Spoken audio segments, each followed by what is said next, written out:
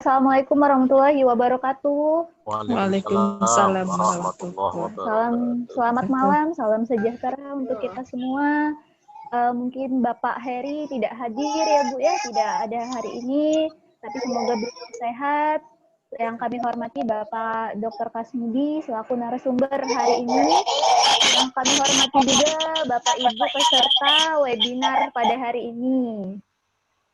Mari kita panjatkan rasa syukur pada Allah Subhanahu wa taala yang telah memberikan hikmah sehingga kita bisa berkumpul pada malam hari ini ya, walaupun dengan beberapa keterbatasan ya Bapak Ibu ya. Selanjutnya mari kita bersama-sama berdoa dulu, semoga acara ini berjalan dengan lancar. Doa akan dipimpin oleh Bapak Asnani. Kepada Bapak kami silakan. Ya, terima kasih. Assalamualaikum warahmatullahi wabarakatuh. Waalaikumsalam warahmatullahi wabarakatuh. Alhamdulillah, salatu wassalamu ala rasulillah wa ala alihi wa sahbihi wa mawalah, amma ba'du. Yang saya muliakan Bapak Dr. Kasmudi, SPDMM, selaku narasumber dan sekaligus pembimbing PTK, serta tim. Yang saya hormati Bu Sulis, selaku inisiator kegiatan ini. Kemudian yang saya banggakan Bapak dan Ibu peserta workshop PTK daring tahun 2020. Baiklah, sebelum kita melaksanakan kegiatan ini, marilah kita berdoa. Semoga kegiatan ini berjalan dengan lancar, kemudian diridhoi oleh Allah, dan semoga kita tetap dilindungi oleh Allah, diberikan kesehatan dan dijauhkan daripada penyakit-penyakit yang berbahaya. Marilah kita awali bersama-sama dengan membaca surah Al-Fatihah. Al-Fatihah. Alhamdulillahirrahmanirrahim. Iyyaka na'budu wa iyyaka nasta'in. Ihdinas siratal mustaqim. Shiratal ladzina an'amta 'alaihim. Amin amin. Bismillahirrahmanirrahim. Alhamdulillahirabbil alamin. Wassalatu wassalamu ala asrofil anbiya'i wal mursalin. Sayyidina wa maulana Muhammad wa ala alihi wa sahbihi ajma'in. Allahumma sholli ala Sayyidina Muhammad wa ala ali Sayyidina Muhammad. Allahumma rabbana taqabbal minna sholatana wa siyamana wa qiyamana wa ruku'ana wa sujudana wa takhasyu'ana wa tadarru'ana wa ta'abudana wa tamim tafsirana. Ya Allah, ya Allah, ya Allah, ya Arhamar Rahimin. Rabbana hablana min azwajina wa dzurriyyatina qurrata a'yun waj'alna lil muttaqina imama. Rabbana zalamna anfusana wa illam taghfir lana wa tarhamna lanakunanna minal khasirin. Rabbana wa la tahmil alaina isran kama hamaltahu 'alal ladzina min qablina. Rabbana wa la tuhammilna ma la taqata lana bih. Wa'fu 'anna waghfir lana warhamna anta maulana fansurna 'alal qaumil kafirin. Allahumma rizqna rizqan jadidan wa amran tawilan wa malan kasiran wa khairan qariban wa sirran ba'idan wa waladan salihan wa amalan maqbulan wa tijaratan lan tabura ya arhamar rahimin. Raditu billahi rabba wa bi islami dina wa bi Muhammadin nabiyya wa rasula. Rabbi jibni ilman warzuqni fahman. Rabbi jibni ilman warzuqni fahman. Rabbi jibni ilman warzuqni fahman. Rabbana atina fid dunya hasanah wa fil akhirati hasanah wa qina adzabannar. Wa sallallahu ala sayyidina Muhammad wa ala alihi wa sahbihi ajma'in. Subhana rabbika rabbil izzati amma yasifun wa salamun alal mursalin walhamdulillah. Assalamualaikum warahmatullahi wabarakatuh. Waalaikumsalam warahmatullahi wabarakatuh. Ya, terima kasih Bapak Asnani. Ya, jadi Bapak Ibu, sebagaimana kita ketahui pada webinar sebelumnya kita sudah membahas tuntas mengenai latar belakang yang dilanjutkan dengan proses pembuatan bab 1. Mungkin Bapak Ibu sudah ada yang membuat sampai tuntas bab 1-nya, mungkin ada juga yang belum. Tidak mengapa, kita lanjutkan saja. Hari ini kita membahas bab 2 ya Pak ya, mengenai kajian teori. Ya, untuk mempersingkat waktu, dipersilakan Bapak Kasmudi untuk menyampaikan materinya. Namun sebelumnya, Bapak Ibu peserta, jika ingin bertanya, nanti ada sesi tanya jawab setelah Bapak Kasmudi menyampaikan materi. Jadi nanti ketika mau bertanya, silakan angkat tangan yang klik di link Zoom-nya. Nanti akan dibantu Bu Sulis ya Bu untuk siapa saja yang bertanya. Nanti saya juga akan menyampaikan siapa yang bertanya kepada Pak Kasmudi. Itu aja Pak, silakan Bapak Kasmudi untuk menyampaikan materi. Baik. Bismillahirrahmanirrahim. Assalamualaikum warahmatullahi wabarakatuh. Waalaikumsalam warahmatullahi wabarakatuh. Pertama-tama mari kita bersyukur kehadirat Allah Subhanahu wa taala. Allah Subhanahu wa taala Tuhan yang Maha Kuasa. Pada malam hari ini kita semua bisa berkumpul di ruangan Zoom ini untuk bertemu dalam rangka melanjutkan impian kita, yaitu menyusun sebuah karya profesional, yaitu penelitian tindakan kelas. Sebelum kita mulai, mari kita sejenak mensyukuri bahwa saudara-saudara kita pada saat ini ada yang sedang terpapar COVID-19 dan ada pula yang sedang proses penyembuhan, sekaligus ada pula saudara-saudara kita yang sudah dipanggil oleh Allah Subhanahu wa taala. Untuk itu doa yang disampaikan oleh Pak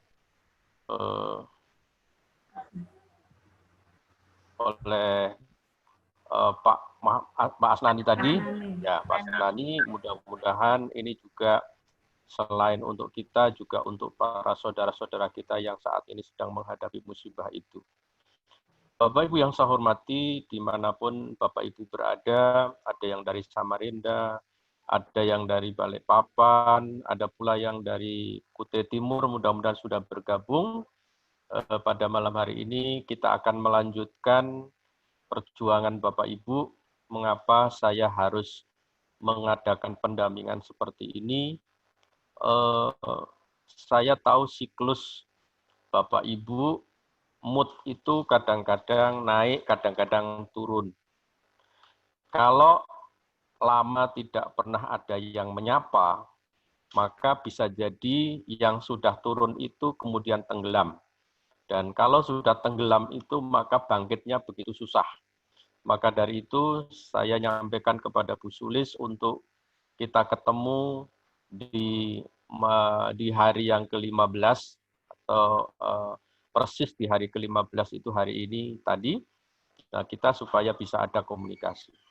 Intinya Bapak Ibu, silaturahmi ini adalah untuk memberikan semangat kepada Bapak Ibu untuk tidak putus di tengah jalan, sehingga Bapak Ibu semua yang sedang sekarang impikan itu nanti mudah-mudahan insya Allah akan saya bantu untuk mewujudkannya. Bapak Ibu yang saya hormati, pertemuan pada malam hari ini sesungguhnya melanjutkan pertemuan sebelumnya, yaitu tentang bagaimana membuat bab 1 pendahuluan. Di dalam pendahuluan itu ada latar belakang masalah. Latar belakang masalah itu terurai menjadi beberapa alinea, 7-9 alinea. Kemudian kita masuk di identifikasi masalah. Kemudian setelah identifikasi masalah, kita masuk rumusan masalah. Setelah rumusan masalah, kita masuk tujuan penelitian. Setelah masuk tujuan penelitian, maka kita akan masuk manfaat. Dan terakhir adalah definisi operasional atau opsional. Bapak Ibu yang saya hormati, saya sedikit mereview di bab 1 dari tulisan-tulisan yang sudah Bapak Ibu kirim, baik kelompok bimbingan saya maupun kelompok bimbingan yang lain.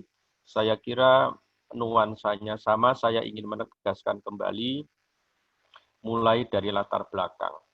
Mengapa latar belakang itu saya susun seperti itu?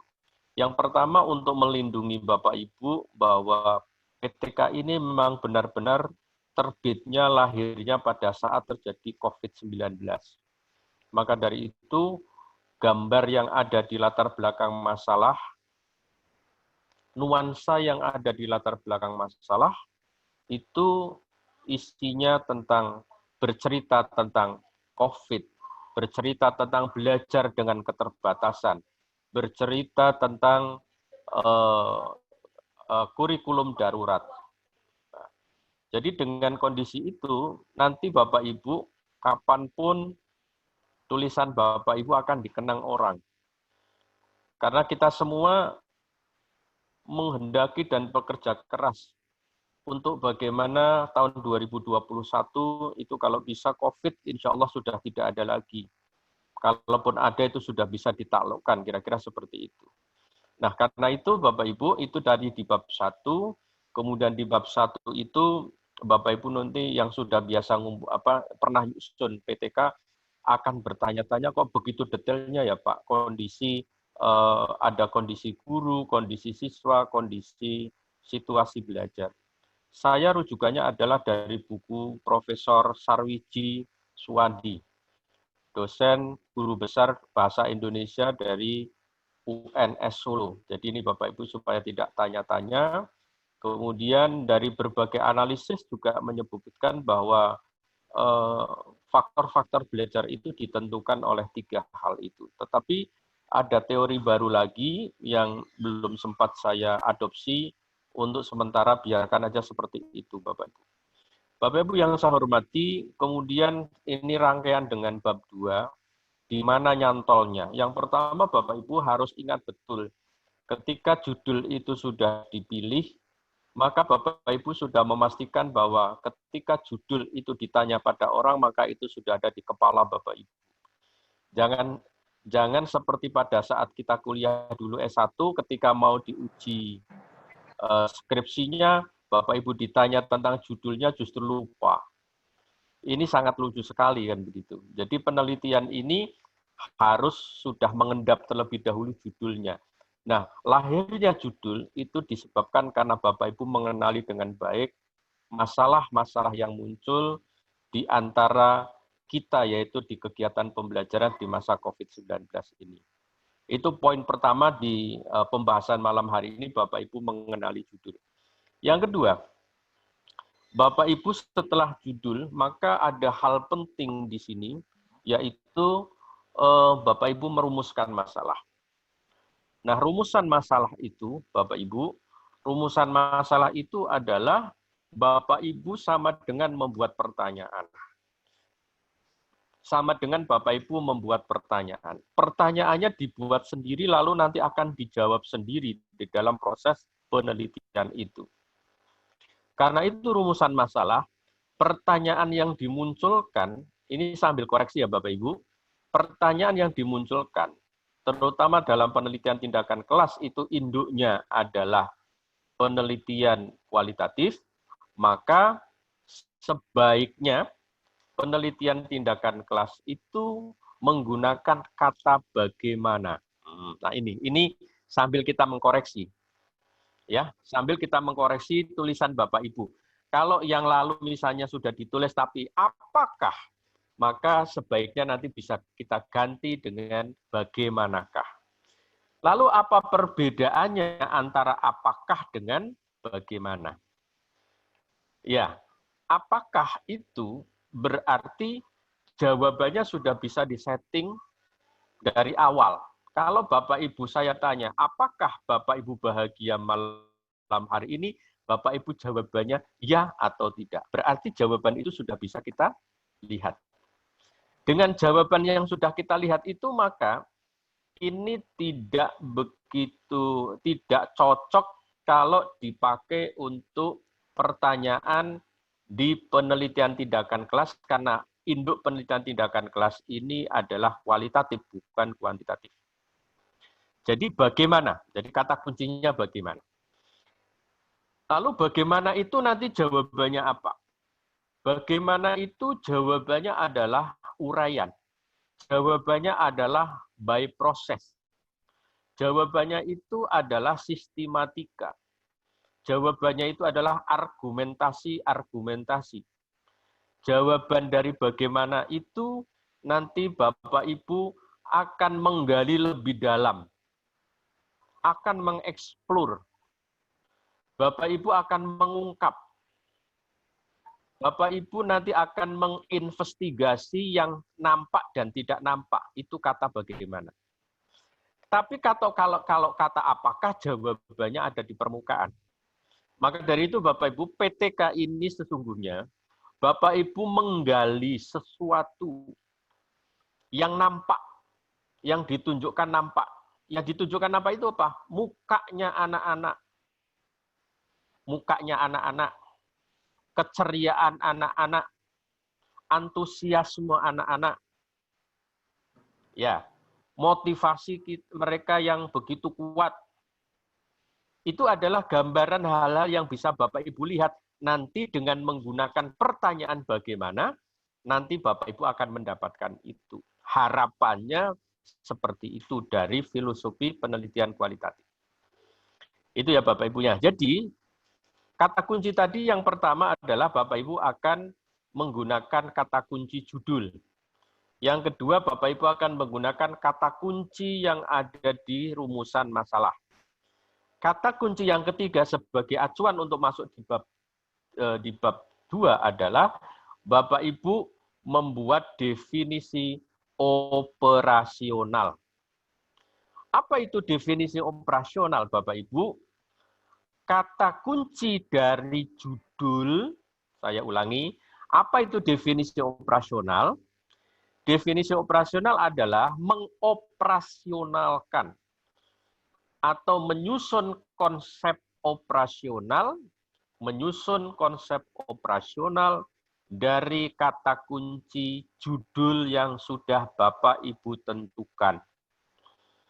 Itu Bapak Ibu. Jadi, itu kata kuncinya Bapak Ibu. Jadi, untuk memahami di bab 2, maka Bapak Ibu sebaiknya memahami judul, memahami rumusan masalah, lalu yang ketiga memahami tentang definisi operasional.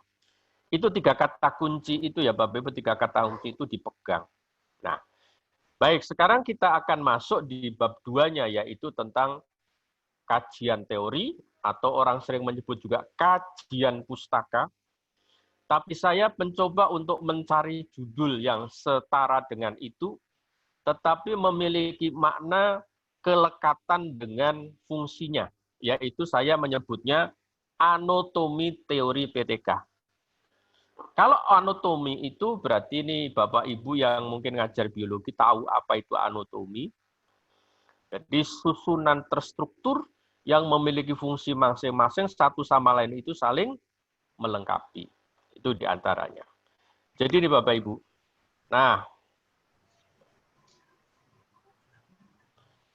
jadi Bapak Ibu di sini acuannya adalah judul. Judul itu adalah payung, judul itu atapnya. Judul itu adalah atap dari sebuah tulisan, karya tulis. Iya, maksudnya nanti kalau mungkin gak ada nanya sama mama. Enggak lah. Pak ada di sini, ada di Papa. Mohon di-mute dulu. Baik. Bapak Ibu yang saya hormati, jadi judul PTK itu ya harus Bapak Ibu lihat secara utuh.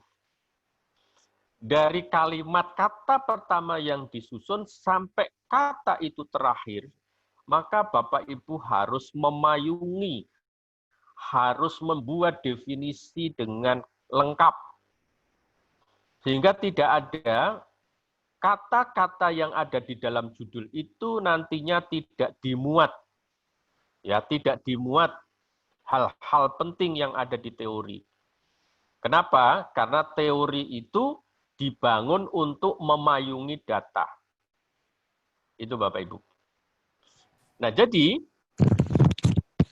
dari judul itu, maka Bapak Ibu akan mendapatkan komponen-komponen.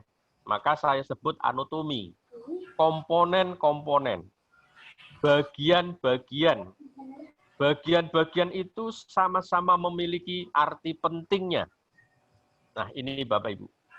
Nah, karena itu komponen-komponen itu disusun dalam sebuah kerangka yang nantinya akan menjadi satu kesatuan yang mana hasil tulisan Bapak Ibu itu akan punya warna, akan punya ciri khas, akan punya karakter, akan memiliki keunggulan, akan memiliki daya saing tersendiri.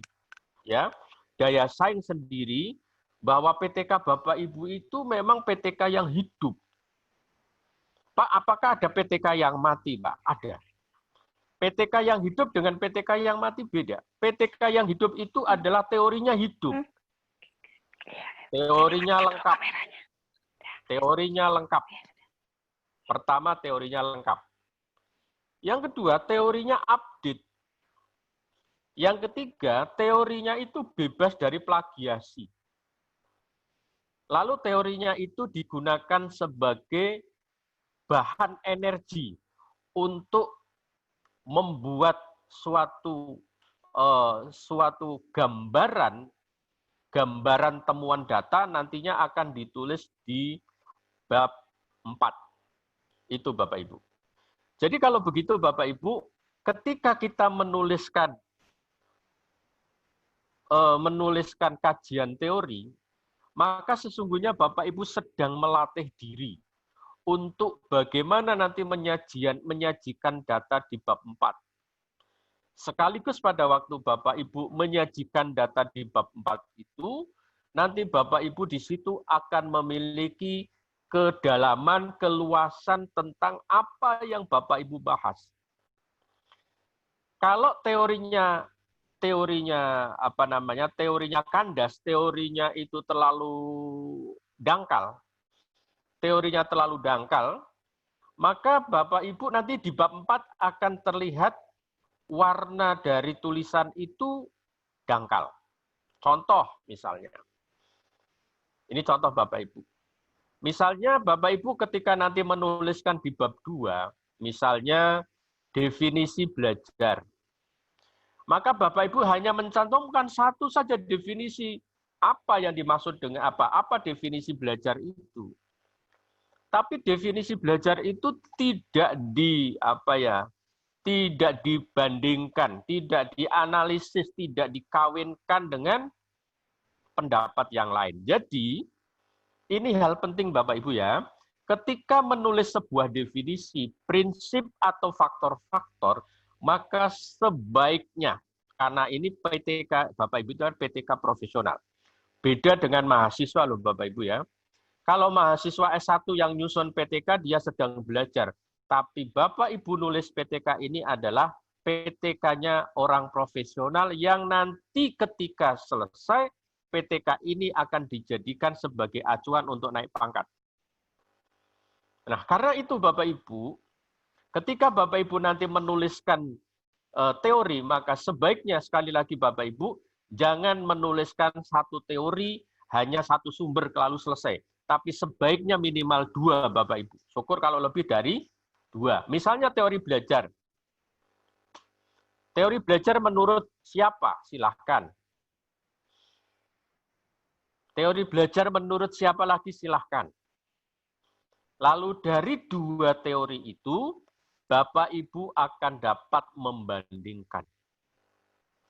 Dengan Bapak Ibu membandingkan itu, maka Bapak Ibu sesungguhnya Bapak Ibu sedang melatih diri untuk membaca, melatih diri untuk memahami, melatih diri untuk menganalisis apa yang dimaksud oleh orang-orang para penulis yang Bapak Ibu kutip itu. Itu Bapak Ibu. Jadi sesungguhnya Bapak Ibu sesungguhnya sedang berdialog. Ini kalau Bu Sulis suka nulis fiksi. Maka pada saat menulis PTK ini, Bapak dan Ibu seolah-olah sedang berdialog dengan penulisnya. Lalu dengan penulis yang lain, Bapak Ibu menganalisisnya. Berarti Bapak Ibu akan berhadapan dengan 2 penulis, penulis kiri dan penulis yang sebelah kanan. Lalu dua-duanya nanti kita cari kata kuncinya, kemudian kita analisis. Nah, disitulah Bapak Ibu, maka muncul di teori tulisan argumentasi Bapak Ibu. Jadi berbeda dengan anak-anak yang mau kuliah, anak-anak yang mau lulus S1 nyusun skripsi, kebanyakan mereka menulis teori-teori itu hanya sebagai apa? Yang penting ada. Bapak Ibu saran saya jangan seperti itu. Karena apa? Bapak Ibu melekat loh apa yang disebut dengan profesional tadi, kompetensi profesional.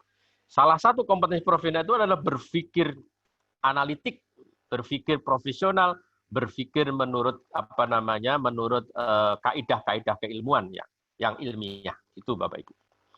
Jadi itu Bapak Ibu ya, nanti bisa kita tambahkan ke dalam diskusinya. Kemudian Bapak Ibu, di dalam landasan teori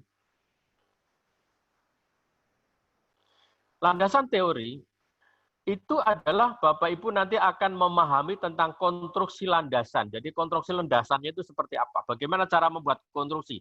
Gampangannya Bapak Ibu kalau bikin rumah, Bapak Ibu yang pertama bikin fondasi. Fondasinya itu adalah latar belakang masalah. Oke Bapak Ibu. Fondasinya adalah latar belakang masalah. Konstruksinya adalah poin-poin teori. Nah, yang merujuk pada judul. Itu Bapak Ibu. Itu namanya konstruksi. Kemudian Bapak Ibu setelah bikin konstruksi, kalau Bapak Ibu bikin rumah, maka temboknya itu adalah isi.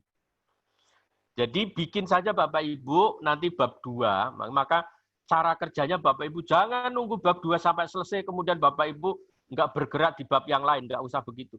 Bab 2 bisa dibikin, poin pertama tentang apa? Misalnya lihat judul. Teori belajar misalnya begitu. Media belajar misalnya begitu. Kemudian belajar daring misalnya seperti itu. Jadi bikin poin-poin. Poin-poin itu saya sebut sebagai konstruksinya. Lalu Bapak Ibu nanti cari sumbernya. Sumbernya dari mana? Bisa dari jurnal, bisa dari buku. Nah, saya melihat Bapak Ibu setelah saya bergaul dengan Bapak Ibu kurang lebih setengah bulan, maka saya bisa melihat kelemahan Bapak Ibu itu terletak di mana. Benar kata Mas Rian, Bapak Ibu itu ternyata sulitnya mencari teori. Sulitnya mencari teori. Tapi sesungguhnya teori itu tidak sulit. Kenapa? Wong sekarang melimpah teori itu Bapak Ibu. Beda zaman-zaman 5 tahun yang lalu. Kita mencari teori harus ke Bandung, harus ke Jogja, harus ke Jakarta, beli buku 1 bongkok. Baru kita pindahkan jadi tulisan PTK. Sekarang nggak zaman begitu lagi. Bapak Ibu cukup bisa mendownload. Bagaimana teknik mendownloadnya? Bapak Ibu ketik nanti masuk di Google bisa juga di di Google biasa gitu ya, di Google juga bisa, di Chrome juga Google Chrome juga bisa. PDF titik, jadi Bapak Ibu ya, itu kalau mencari teori PDF titik. Lalu judul yang berkaitan dengan punya Ibu apa? Itu Bapak Ibu. PDF titik, lalu kata kunci yang ada di judul Bapak Ibu itu apa? Misalnya penggunaan video. Misalnya ya, jadi PDF titik penggunaan video pembelajaran. Nanti akan keluar banyak seret. Silakan Bapak Ibu download. Oke, videonya sudah dapat teorinya. Misalnya selain video, Bapak Ibu akan menambahkan animasi. Maka bisa di Chrome, ya, di Google Chrome itu PDF titik, ya, animasi, pembelajaran media animasi. Nanti akan keluar lagi. Jadi kalau didahului dengan PDF, maka sudah barang tentu itu bisa di-download. Tapi kalau Bapak Ibu tidak memulai itu dari PDF, maka munculnya adalah deskripsi-deskripsi, berita-berita, bukan jurnal. Itu Bapak Ibu. Jadi kalau Bapak Ibu nanti masuk di jurnal, kemudian Bapak Ibu harus nyari lagi, masih lama lagi. Gitu. Ini saya lihat kelemahan Bapak Ibu, sehingga di sini sesungguhnya yang dibutuhkan itu adalah kreativitas.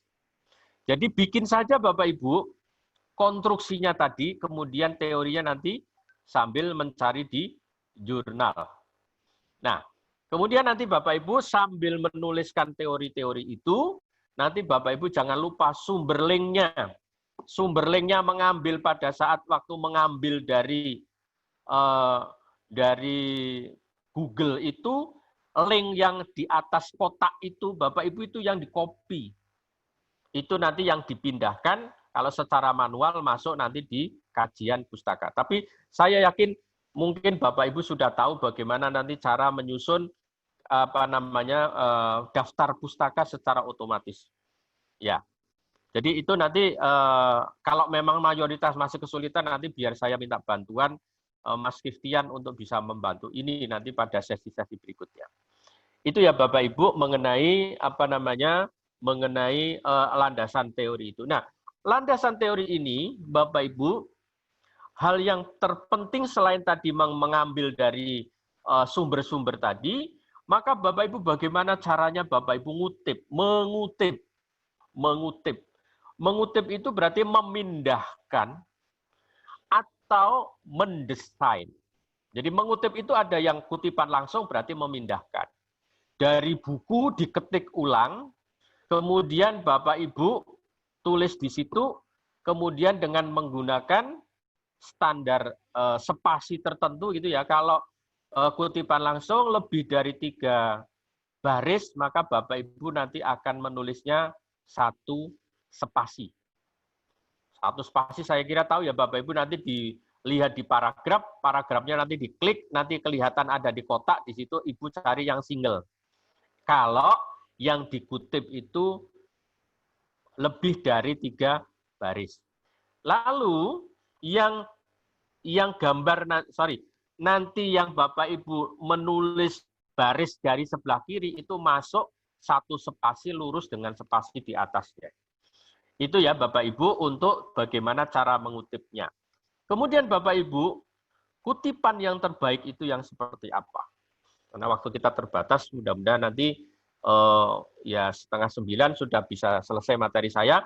Nanti kita akan berdiskusi paling tidak sampai jam 9. Baik, saya lanjutkan Bapak Ibu. Nah, kutipan yang baik itu bagaimana? Kutipan yang baik itu adalah kutipan yang kaya dari banyak pendapat orang lain. Misalnya menurut Sarwiji, menurut Ari Kunto, Sawiji tahun 2020, misalnya 2015, Ari Kunto 2016 misalnya, tentang hal yang sama yang dibahas oleh mereka. Jadi itu Bapak Ibu ya, mengutip yang bagus itu adalah kutipan yang diparafrase.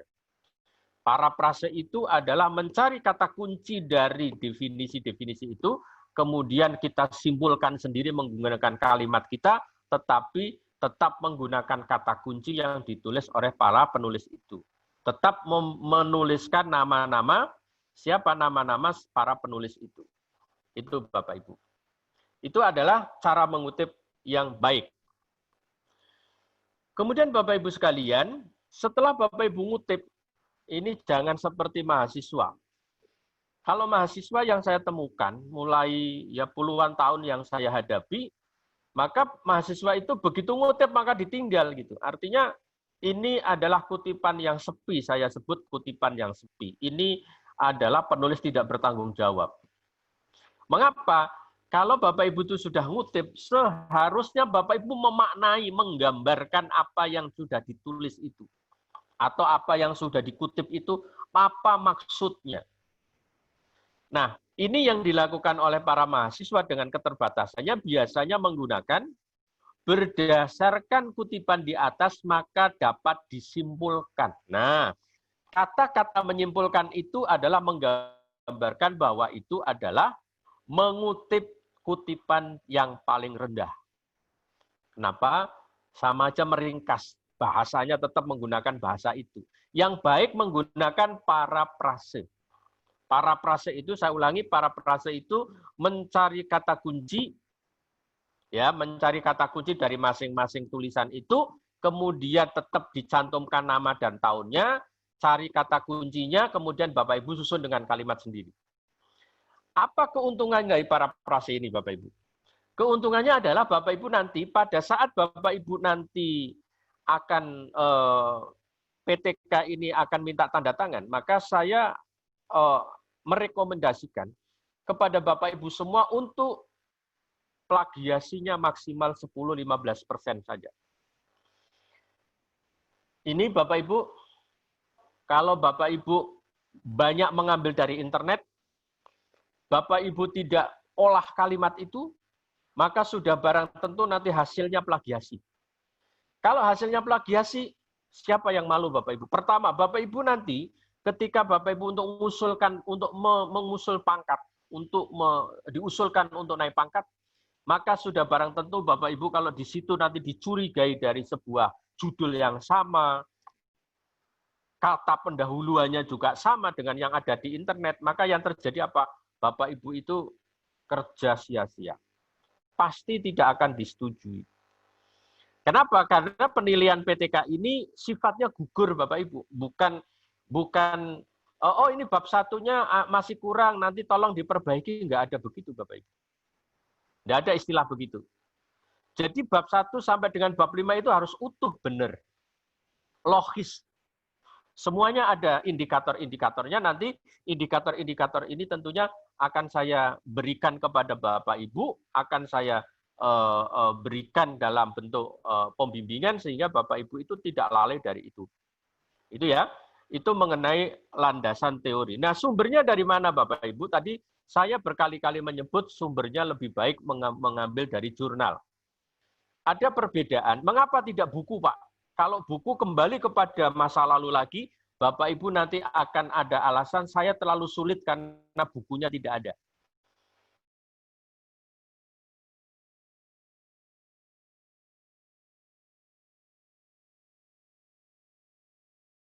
Sedangkan sekarang tadi. Maka dari itu, saran saya Bapak Ibu, kalau nanti nulis di daftar pustaka, misalnya ada 30 sampai 40 daftar pustaka, maka saran saya 60% sampai 70% berasal dari jurnal saja. Sisanya boleh berasal dari buku-buku. Nah, apa kelebihan jurnal dan buku, Bapak Ibu? Pertanyaannya. Kalau buku, sepanjang Bapak Ibu menggunakan buku yang terkini, terupdate, dan buku itu adalah buku babon, atau buku yang ditulis oleh orang yang terkenal di bidang pendidikan atau di bidang media, yang sifatnya adalah update dari luar atau buku asli. Itu silakan, itu jauh lebih bagus. Yang kedua, buku itu sudah diterjemahkan tetapi baru, silahkan. Tapi kalau buku-bukunya lama, itu sama dengan Bapak Ibu mending mengambil dari jurnal. Yang penting bisa ditelusuri dengan baik. Kenapa? Para penulis jurnal itu berlomba-lomba untuk teorinya supaya tidak disebut dengan teori yang usang. Kenapa Bapak? Ini soal kredibilitas. Jadi kalau kita menulis teorinya usang, misalnya Slameto, oh bukunya buku kuno itu, sekarang tidak diperbarui. Buku Slameto itu misalnya, orangnya sudah meninggal. Kemudian bukunya termasuk guru saya,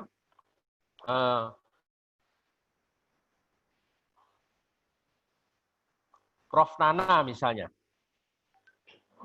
Ya. Nah ini Bapak Ibu buku-buku yang begini berarti bukunya itu sudah kuno-kuno. Daripada Bapak Ibu ngambil buku yang kuno, kemudian mending Bapak Ibu ngambil dari jurnal-jurnal itu, kemudian Bapak Ibu kutip apa adanya. Saya kira itu jauh lebih bagus. Itu. Nah nanti Bapak Ibu di daftar pustaka, Bapak Ibu sebagian mengatakan kelompok bukunya yang dipakai mana, kelompok jurnal itu mana. Itu Bapak Ibu. Nah kemudian Bapak Ibu, pada landasan teori atau kajian teori ini, Bapak Ibu sesungguhnya tadi sudah saya sebutkan, Bapak Ibu sedang mengkonstruksi penelitian, sedang mengkonstruksi supaya Bapak Ibu nanti bisa bisa berbicara di bab 4. Itu. Di sini apa yang Bapak Ibu nanti tuliskan di bab 2, Bapak Ibu nanti akan menuliskan apa yang disebut dengan penelitian yang relevan. Penelitian yang relevan, saya biasanya meminta 5 jurnal yang terkini, 5 tahun terakhir. Yang judulnya mirip dengan Bapak Ibu yang sudah dituliskan. Jadi kalau kemarin Bapak Ibu sudah nulis 3 di latar belakang, maka Bapak Ibu jangan kutak-kutik. Itu simpen, sudah ditulis di situ, maka simpen di kajian pustaka. Namanya sumbernya dari mana, tulis kajian pustaka. Yang untuk di landasan teori ini, jurnalnya minimal 5. Nanti sisanya Bapak Ibu silakan dari buku atau dari mana saja teori-teori itu. Itu ya Bapak Ibu. Baik. Kemudian Bapak Ibu, selanjutnya nanti di pertemuan kita terakhir ini, pada malam hari ini, Bapak Ibu nanti bagaimana akan menyusun kerangka pikir. Kerangka pikir itu adalah alur. alur berpikir peneliti mulai dari kondisi yang awal, belum Bapak Ibu melakukan apa-apa, belum melakukan pembelajaran yang menggunakan daring atau menggunakan media yang bagus, begitu ya. Itu nanti setelah dilaksanakan sampai dengan kondisi terakhir nanti hasilnya seperti apa. Ini adalah memandu berpikirnya Bapak Ibu untuk dibaca oleh para pembaca, nanti Bapak Ibu supaya dikenali dengan baik, oh alurnya dari mana sampai kemana, gambarannya seperti apa. Itu disebut dengan kerangka pikir PTK. Baik Bapak Ibu yang saya hormati, selanjutnya bagaimana teknik mengerjakan landasan teori PTK itu? Ya, pertama Bapak Ibu, lihat susunan definisi operasional yang ada di PTK pada subbab 1 paling bawah. Itu dulu Bapak Ibu. Yang kedua, nanti Bapak Ibu, mengutip teori-teori dan dari kata kunci judul tadi saya sampaikan. Nah, kemudian Bapak Ibu mengutip minimal 2 sumber teori tiap kutipan. Kemudian Bapak Ibu, berikutnya adalah lakukan pengutipan itu, baik pengutipan langsung maupun kutipan tidak langsung. Itu Bapak Ibu. Lalu berikutnya Bapak Ibu, menyusun kutipan dengan teknik parafrase tadi sudah saya sampaikan pula. Kemudian Bapak Ibu, kalau itu terlalu sulit, maka Bapak Ibu nanti bisa menggunakan dengan ini, tapi levelnya nanti seperti level mahasiswa gitu ya. Saya tidak tidak merekomendasikan kalau Bapak berdasarkan kutipan di atas maka dapat disimpulkan, itu berarti levelnya mahasiswa. Ya. Tapi kata pengantarnya bagaimana berdasarkan kutipan 1 dan kutipan 2, maka analisa penulis adalah sebagai berikut. Nah, itu beda kata pengantarnya. Kalau menganalisa berarti Bapak Ibu apa? Bapak Ibu pasti membandingkan. Kalau membandingkan itu ada apa? Minimal ada 2 Bapak Ibu dengan Bapak Ibu membandingkan. Pertama, apa keunggulannya dan apa kelemahannya. Apa persamaannya? Ya, apa persamaannya dan apa perbedaannya. Itu Bapak Ibu. Jadi Bapak Ibu nanti selalu akan mencari apa perbedaan dan apa persamaannya. Dari perbedaan itu, maka Bapak Ibu akan masuk. Kalau bicara perbedaan, maka kelemahannya, maka Bapak Ibu nanti akan, selanjutnya Bapak Ibu nanti akan apa? Bapak Ibu akan menemukan, oh berdasarkan tulisan A, berdasarkan tulisan B, kelemahannya begini. Padahal sekarang ini, di dunia nyata, di dunia pendidikan yang Bapak Ibu hadapi seperti ini, maka itu Bapak Ibu tulis. Nah, itu namanya kontribusi. Itu yang disebut dengan kontribusi penulis. Jadi penulis itu adalah membuat kontribusi, memberikan amal, memberikan tambahan berpikir. Kepada siapa? Kepada tulisan Bapak Ibu supaya nanti dibaca oleh orang lain. Jadi sesungguhnya Bapak Ibu, kalau Bapak Ibu cermati dengan baik, kita menulis mulai bab 1, bab 2, itu sesungguhnya Bapak Ibu tidak bisa hidup sendiri. Sehebat apapun Bapak Ibu tidak bisa menulis itu dengan karya pikiran Bapak Ibu sendiri, itu tidak bisa. Ya, kenapa? Karena Bapak Ibu mesti melibatkan para pendahulu yang sudah dipublish. Begitu juga Bapak Ibu ketika Bapak Ibu menulis yang ada di landasan teori.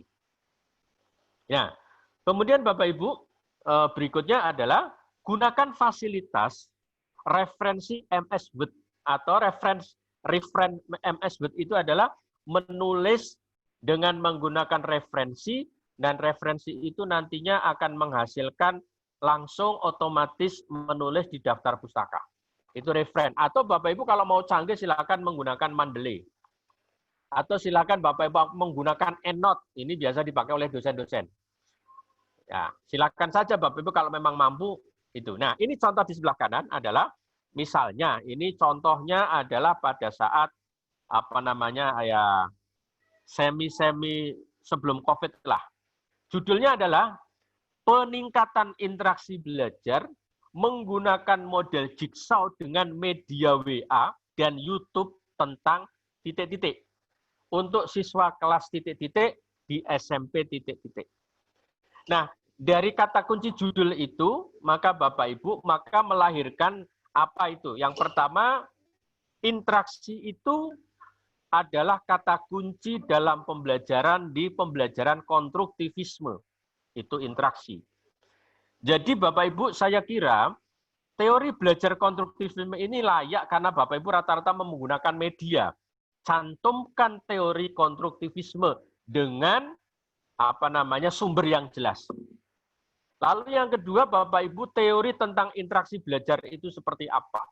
Kalau bisa Bapak Ibu cerita mulai dari awal sampai terakhir sehingga muncul kok Anda Bapak Ibu menggunakan media itu apa? Lalu berikutnya model pembelajaran jigsaw, ini contoh. Yang keempat adalah langkah-langkah menggunakan model jigsaw atau disebut dengan sintaknya.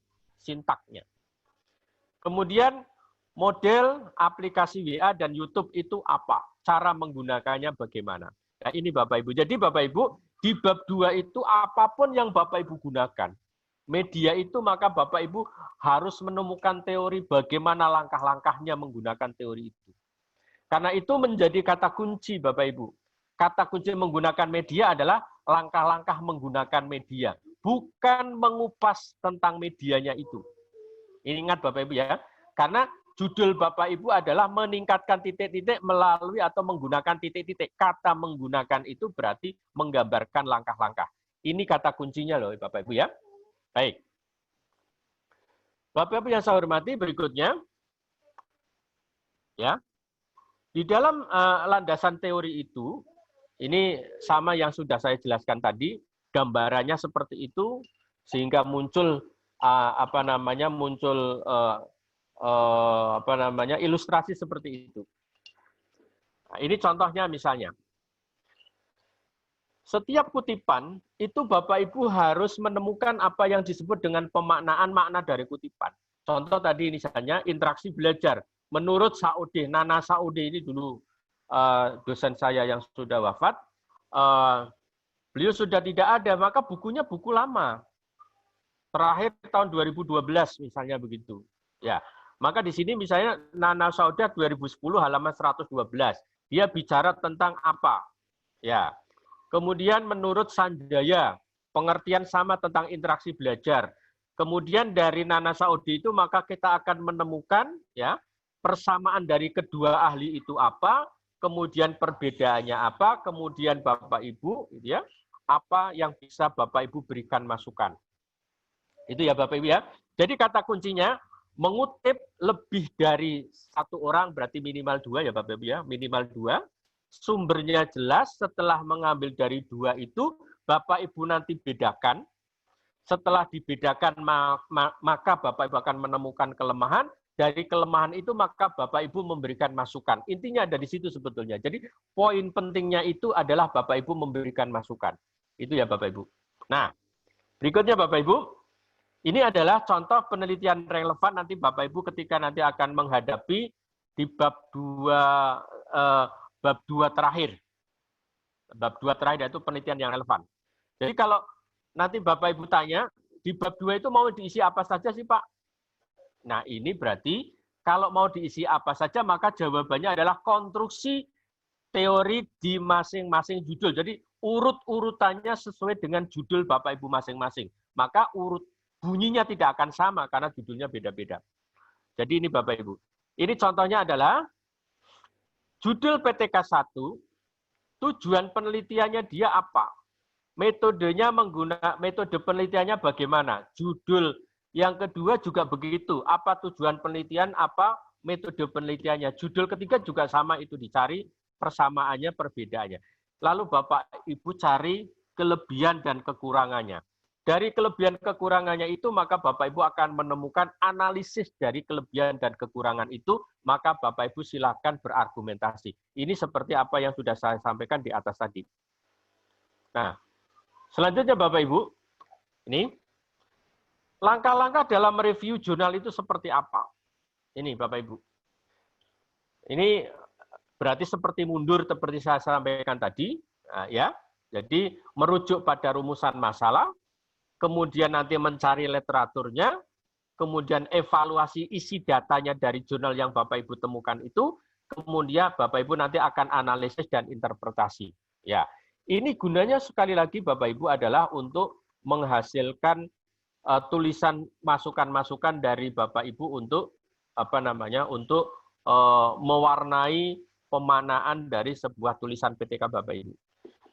Berikutnya Bapak Ibu, tentang kerangka pikir. Apa yang dimaksud dengan kerangka pikir? Profesor Sugiono dari UNY Yogyakarta dia mengatakan dalam bukunya dia mengatakan bahwa kerangka pikir itu merupakan model konseptual tentang bagaimana teori berhubungan berbagai faktor yang telah diidentifikasi.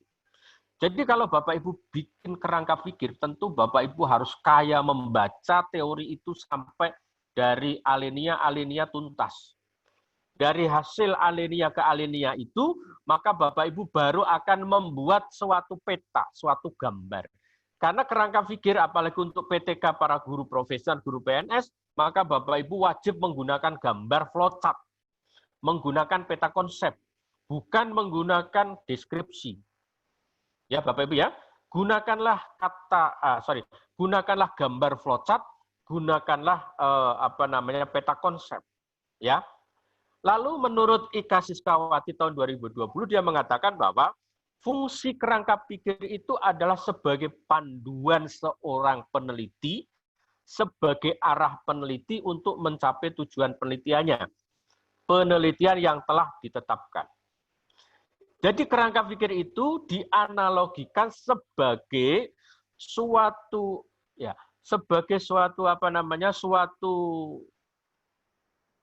peta jalan untuk menemukan di mana letak harta karun itu yang akan diburunya. Harta karun yang dimaksud ini adalah data PTK yang ingin Bapak Ibu tempatkan nanti di bab 4.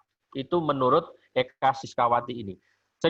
Sedangkan menurut Surya Sumantri dia mengatakan bahwa kerangka pikir itu adalah suatu penjelasan sementara terhadap adanya gejala-gejala atau objek-objek permasalahan. Itu menurut Surya Sumantri, tapi ini terlalu lama teorinya tahun 86. Ya. Baik. Baik Bapak Ibu yang saya hormati, saya lanjutkan sebentar lagi kita akan masuk di bagaimana mendesain kerangka berpikir itu. Yang pertama Bapak Ibu gambarkan mulai dari awal Bapak Ibu melihat penelitian Bapak Ibu itu melihat siswa perkembangannya bagaimana. Perkembangan dalam arti sesuai dengan judul Bapak Ibu ya. Menggambarkan kondisi awal dari pembelajaran konvensional. Jadi kalau masa COVID ini menggunakan konvensional apa yang terjadi jawabannya anak putus sekolah kan Bapak Ibu. Kenapa? Karena tidak mungkin Bapak Ibu mau memaksakan ketemu anak-anak kan nggak boleh karena dilarang pemerintah. Maka kondisi awal itu seperti apa? Yang kedua, setelah Bapak Ibu menemukan solusi, yaitu ada model, ada media, misalnya gitu, ada konsep-konsep materi, dan seterusnya. Yang ketiga, Bapak Ibu menggunakan prosedur siklus, sebutkan Bapak Ibu akan menggunakan siklus berapa banyak. Menurut aturan Bapak Ibu, bahwa siklus yang digunakan oleh penyusunan PTK untuk Bapak Ibu yang ingin naik pangkat akan digunakan naik pangkat itu adalah minimal 2 dan tiap pertemuan itu terdiri dari 2 kali pertemuan. Satu siklus itu 2 kali pertemuan, minimal siklusnya adalah 2, jadi minimal 4 kali pertemuan. Itu Bapak Ibu. Kemudian Bapak Ibu yang saya hormati, langkah-langkah konkret apa yang digunakan peneliti mulai dari kondisi awal sampai Bapak Ibu nanti selesai itu langkah-langkah konkretnya apa, maka gambarkan di situ. Kemudian yang terakhir adalah nanti akan terjadi pencapaian tujuan dengan melihat membandingkan antara indikator keberhasilan yang sudah Bapak Ibu tentukan. Jadi terakhir itu adalah keberhasilannya terletak di mana menurut asumsi Bapak Ibu. Baik. Bapak Ibu yang saya hormati,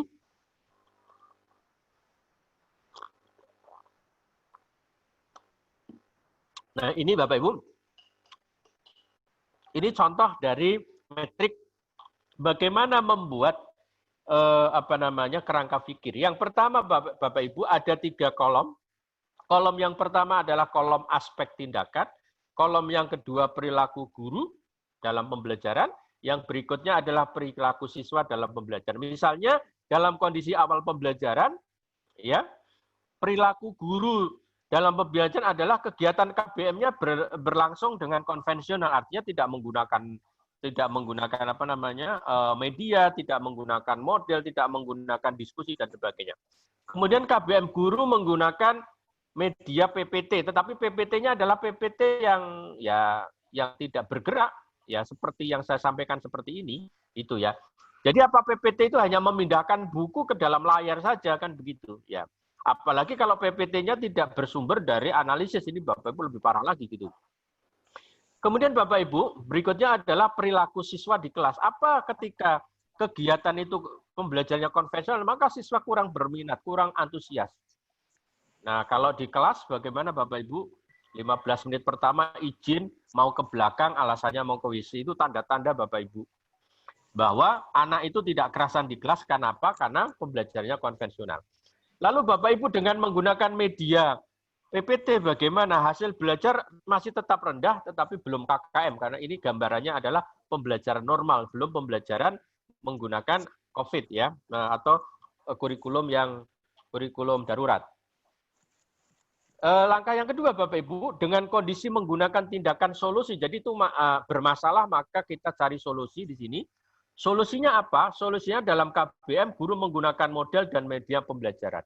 Jadi Bapak Ibu itu sebetulnya sudah masuk di langkah yang kedua, yaitu apa?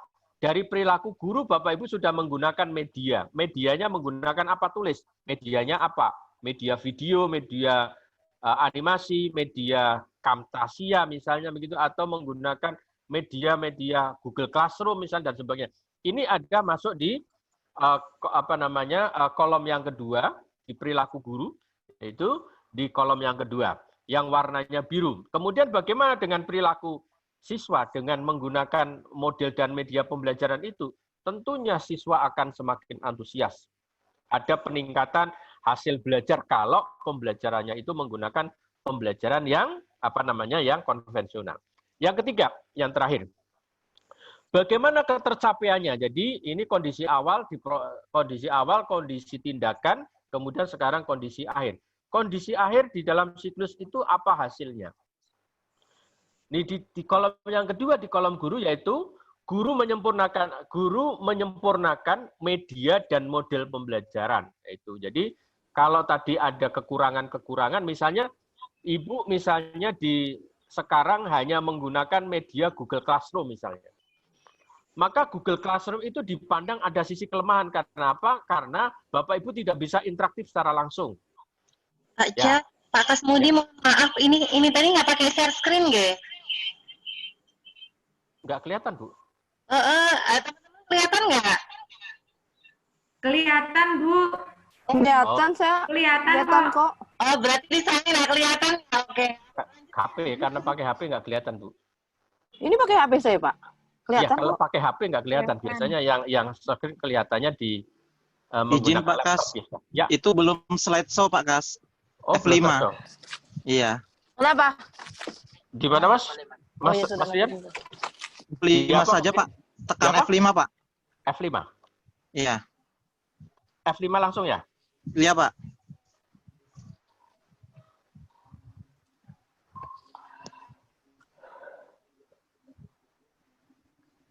Udah.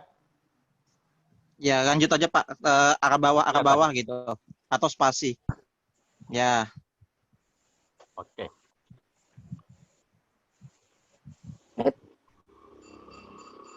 Oke. Baik Bapak Ibu, jadi ini adalah arah yang terakhir dari membuat kerangka berpikir. Dari kerangka berpikir ini, maka kondisi guru itu tadi menyempurnakan media dan model pembelajaran, kemudian pada siswa maka akan ditemukan tingkat antusiasme yang tinggi di dalam KBM, sehingga proses belajar mengajar akan terjadi peningkatan secara optimal. Oke.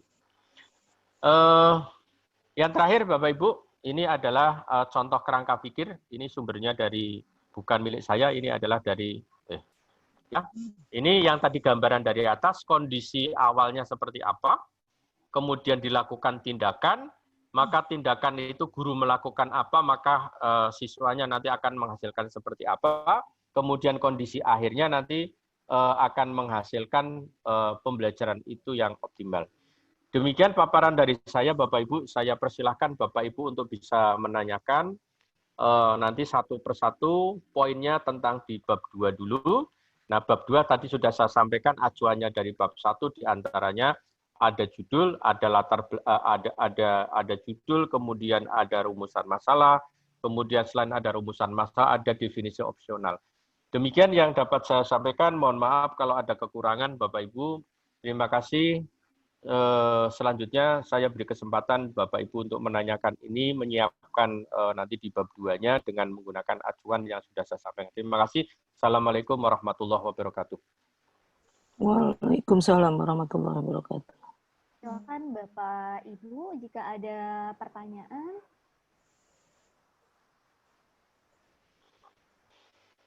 Mungkin lebih mengarah kepada kajian teori dan kerangka berpikir.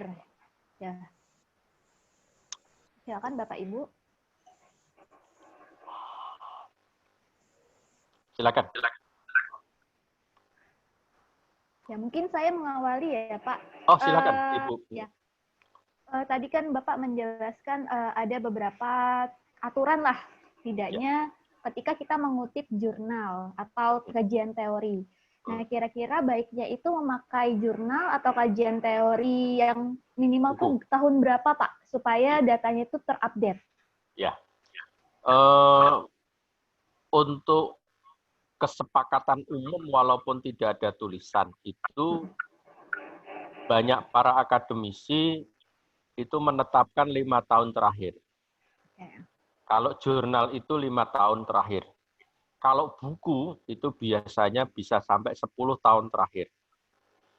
Itu Bu ya. Jadi kalau bicara tentang tahun, bicara tahun, buku dengan jurnal itu berbeda. Karena jurnal itu pergerakannya, perkembangannya jauh lebih jauh lebih cepat ya dibanding dengan buku misalnya begitu. Ya itu Bu Dini. Ya. Ya, baik Pak. Ya, silakan. Mungkin Bapak Ibu yang lain silakan.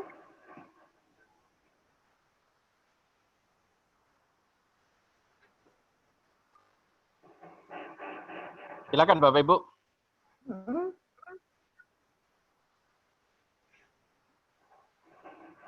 Silakan Bapak Ibu yang mau bertanya atau mungkin sepertinya sudah jelas atau seperti apa? Silakan. Lebih fokus saya kira pada melihatnya di judul masing-masing. Judul masing-masing, kemudian setelah judul masing-masing silakan Bapak Ibu bisa menanyakan secara garis besar sehingga nanti Bapak Ibu akan akan merasa kebermanfaatannya dari pertemuan ini. Begitu Bapak Ibu. Judulnya apa? Kemudian nanti yang mau ditanyakan apa? Silakan Bapak Ibu.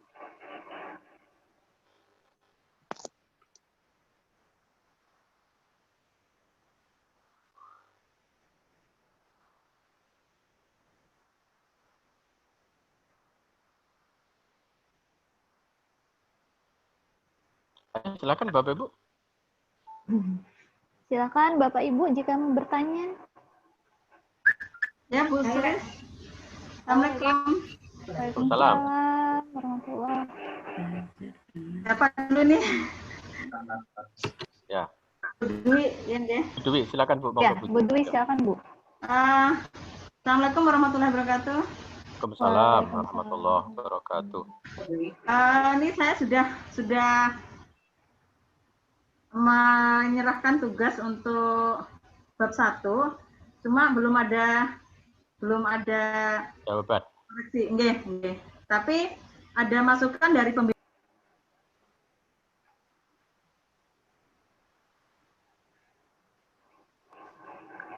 Halo Ibu, terputus? Ya, suaranya hilang Bu. Oh, suaranya hilang Bu. Halo Bu Dwi.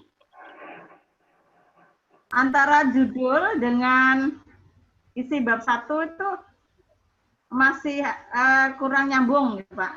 Oh, kan gitu. judul saya itu meningkatkan interaksi belajar peserta didik. Nah, sementara saya ada menyinggung di bab 1 itu Google Classroom. Sebenarnya Google Classroom itu kan sudah umum, Pak, ya, digunakan.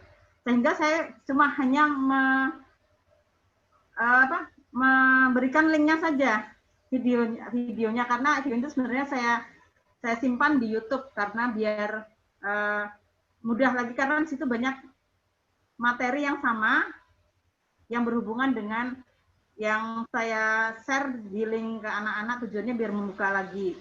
Tapi fokusnya bukan di Google Classroom-nya, tetapi saya ada menyinggung di bab 1. Mohon masukannya Pak Kasmudi. Baik, terima kasih Bu Dwi Lestari ya. Oke. Oke, Pak. Baik Bu, jadi pertama supaya PTK-nya Bapak Ibu, saya tadi menyebut bahwa fondasinya, strukturnya itu ada di latar belakang masalah. Maka dari itu saya sudah membuatkan polanya, silahkan Ibu Dwi ikuti itu. Oke. Kemudian Bapak Ibu, kalau Google Classroom itu itu juga digunakan berkaitan dengan judul Bapak Ibu, silahkan. Tapi kalau itu sebagai bagian dari contoh, maka sebaiknya judulnya contohnya bukan hanya mencantumkan satu Google Classroom, tetapi media-media yang saat ini umumnya dipakai. Itu kalau Bapak Ibu memberi contoh. Nah, kemudian karena ini di bab 1, maka link boleh dicantumkan, tetapi apa penjelasan dari link itu? Supaya pembaca itu nanti tidak bingung, gitu ya. Karena bab 1 itu adalah memuat tentang konstruksi, arah konstruksi untuk membangun arah penelitian ini nanti mau kemana. Jadi itu ya Bu Dwi Lestari, saran saya ikuti menurut pola itu Bu ya. Kalau di pola itu ternyata Ibu bingung, tugasnya adalah untuk menanyakan kepada para pembimbing teman-teman, atau nanti bisa juga bisa berdiskusi nanti kalau memang agak alot diskusinya, nanti biar saya nanti ikut ikut nimbrung lah, kira-kira begitu Bu. Jadi kesimpulannya Ibu ya, ketika kita membangun di latar belakang, maka bangunlah konstruksi itu yang kuat. Nah, konstruksi yang kuat itu sudah saya gambarkan lewat pola yang sudah saya berikan itu. Demikian ya Bu Dwi Lestari. Sedikit Pak, oh, tambahan boleh. sebentar. Boleh Bu, ya. Saya kan fokusnya ke video pembelajaran ya Pak. Oke. Ke video pembelajaran. Apakah saya tidak boleh menyinggung tentang Google Classroom di situ, maksudnya gitu? Karena saya di judul nggak ada tentang classroom-nya. Jadi kan itu meningkatkan interaksi belajar peserta didik di masa pandemi COVID-19 melalui daring menggunakan video pembelajaran. Itu videonya saya buat sendiri gitu Pak. Oke. Sebetulnya video itu nanti masuknya di rumahnya di Google Classroom. Oke. Yaitu kalau begitu menurut saya lebih enak kalau judulnya itu ditambahkan Google Classroom Bu. Jadi nggak lepas. Artinya dan itu kan artinya kan Bu ya, ada landasannya gitu loh Bu. Ada pijakannya. Jadi Ibu ini bikin tetapi tidak ada kursinya, kira-kira begitu. Padahal itu dipakai gitu loh Bu ya. Itu yang dimaksud dengan teman-teman mungkin antara judul dengan ini tidak connect ya, itu ya. Jadi kalau menggunakan videonya adalah video akan dimuat video sendiri, lalu akan dimuatnya di Google Classroom, maka ya video menggunakan Google Classroom. Begitu Bu. Jadi tadi pengertian videonya supaya dibatasi lah Bu ya, karena video kan pengertiannya luas ya. Video yang dibuat oleh guru sendiri, gitu Bu. Ya Bu ya. Ya Bu ya. Oke. Cukup jelas ya Bu Dwi ya. Oke ya, sama-sama Bu. Ya berikutnya silakan. Assalamualaikum. Waalaikumsalam. Pak Mas. Iya Bu Retno silakan. Suaranya Bu, moodnya Bu, moodnya. Ya Bu. Makasih Pak. Assalamualaikum warahmatullahi wabarakatuh. Waalaikumsalam Bu. Judul saya itu begini Pak, meningkatkan keaktifan belajar siswa melalui media TTS di masa pandemi dengan media TTS di masa pandemi melalui Google Classroom. Oke. Sementara TTS saya itu menggunakan aplikasi PowerPoint, Pak. Oke. Aplikasi PowerPoint, tapi TTS yang buat saya sendiri. Apakah nanti saya di bab 2 ini, di bab 2 ini kajian teorinya apakah hanya TTS aja atau menggunakan aplikasi PowerPoint ini saya definisikan juga? Betul, Bu. Betul. Ya harus lengkap utuh, Bu. Jadi pembaca diberi sajian yang lengkap, jangan sepotong. Itu kaitannya dengan Bu Dwi Lestari tadi. Jadi kalau Ibu menggunakan TTS-nya ada pakai Fox Pro, maka nanti Ibu juga mencantumkan apa itu yang dimaksud dengan Fox Pro, cara kerjanya bagaimana. Jadi begitu langkah-langkah membuatnya itu seperti apa, itu harus nampak jelas, Bu. Begitu pula nanti Ibu pada saat Ibu nanti akan menulis siklus, maka itu Ibu nanti acuannya kan dari teori yang ada di bab 2. Iya. Nah, berarti kalau dulu disebut dengan sintak, Bu ya. Iya. Nanti maka Ibu nanti tetap teori itu dicantumkan di bab 2 tentang cara membuatnya. Pertama, cara membuat TTS, ya Bu ya, menggunakan Pro. Yang kedua, nanti Ibu bagaimana menggunakan TTS-nya itu. Iya. Jadi itu ada 2 poin penting berkaitan dengan berkaitan dengan TTS-nya itu. Dengan demikian, jadi dengan demikian ya Ibu, untuk Bu Retno, ini tulisan sampean itu akan menjadi unik, tidak bisa ditembak oleh orang lain. Gitu. Kenapa? Karena ini miliknya Bu Retno. Gitu ya. Nah ini keunggulan daripada PTK yang masuk pada zamannya COVID ini. Jadi ada saya melihat ada hikmah di balik ini walaupun ada COVID itu. Kenapa? Bapak Ibu jadi kreatif. Pemerintah ini untuk bisa memintarkan Bapak Ibu bikin TTS pakai Fox Pro itu biayanya bermiliar-miliar Bapak Ibu. Ini tapi dengan kesadarannya sendiri kan Bapak Ibu sekarang bisa. Ini karena apa? Ada COVID. Kalau nggak ada COVID, Bapak Ibu bagaimana? Ya mungkin Bapak Ibu nggak mau nyusun PTK juga, kira-kira begitu. Kenapa? Ya karena nggak ada yang ngejar-ngejar. Iya kan benar. gitu Bapak Ibu. Mungkin waktunya juga nggak ada ya Pak ya. Waktunya nggak ada juga. Nah sekarang waktunya Bapak Ibu ada. Ini hikmah di balik COVID ini ya Bapak Ibu. Ya Bu Retno, lanjut kalau masih ada pertanyaan lagi. Pak, Bu, sebentar Pak, satu lagi Pak. Baik. Apakah judul saya itu nanti perlu direvisi memakai aplikasi PowerPoint itu atau hanya pakai sebatas TTS saja, Pak? Kita ngukurnya mengenai judul itu kan ada batas maksimal kepanjangan kata, Bu ya. Iya, Pak. Jika masih cukup kira-kira tidak melebihi 15. Kalau Prof. Supardi dari UNES itu 15 kata, Bu. 15 kata ya, Pak? Maksimal menurut Prof. Supardi. Tapi Mulyasa, Prof. Mulyasa itu boleh sampai 22. 22 itu sampai dengan terakhir, Bu ya, termasuk menggunakan misalnya semester dan tahun ajaran, nama sekolah, dan sebagainya. Maka dari itu judul sebaiknya ya memang tidak begitu panjang-panjang. Kalau memang masih mungkinkan itu bisa dipanjangin, menggunakan itu ya akan semakin jelas, ya nggak apa-apa. Tapi kalau memang terlalu kepanjangan, itu nanti dibatasi aja, Bu, nanti pada waktu di pembatasan masalah. Oh ya Pak, jadi maksud saya, jadi nanti saya itu tidak disalahkan, saya tidak mencantumkan aplikasi PowerPoint di judul gitu loh Pak? Tidak apa-apa sepanjang masuk di teori. Oh oke Pak, makasih Pak. Nah, sepanjang di teori, karena kan poinnya di TTS, bukan bagaimana TTS itu menggunakan apa kan, bukan? Iya. Jadi itu adalah di balik layar. Di balik layar, mengapa TTS itu muncul? Oh ternyata Ibu pakai Fox Pro kan begitu ya? Iya. Tapi itu dicantumkan di bab 2. Di teori. Okay. Ya. Makasih Pak. Oke Bu, makasih, ya Bu Retno. Assalamualaikum warahmatullahi Waalaikumsalam. Lanjut, silakan Bapak Ibu. Silakan Bu Irul. Bu Ena Haryati. Assalamualaikum. Waalaikumsalam Bu Ena, silakan. Ini Pak, saya kan menggunakan media Google Classroom. Nah, yang menjadi pertanyaan saya pada bab 2 itu, apakah langkah-langkah kita masuk ke dalam Google Classroom itu harus kita cantumkan, bisa berbentuk gambar, mulai kita membuat kelas, mulai kita memberikan materi dan sebagainya sampai ke penilaian. Apakah itu harus kita gambarkan di bab 2 atau bagaimana Pak ya? Betul Bu. Jadi semua yang Bapak Ibu tulis terkait dengan judul tergambar dengan jelas di teorinya. Jelas ya Bu ya? Lebih bagus Bapak Ibu tetap ada teorinya.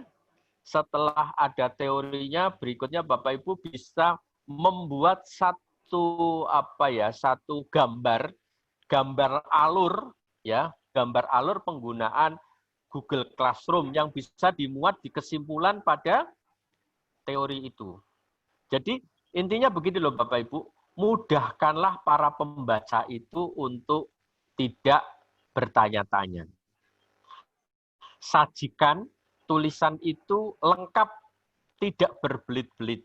Nah, kira-kira begitu Bu. Filosofinya di bab 2 itu seperti itu.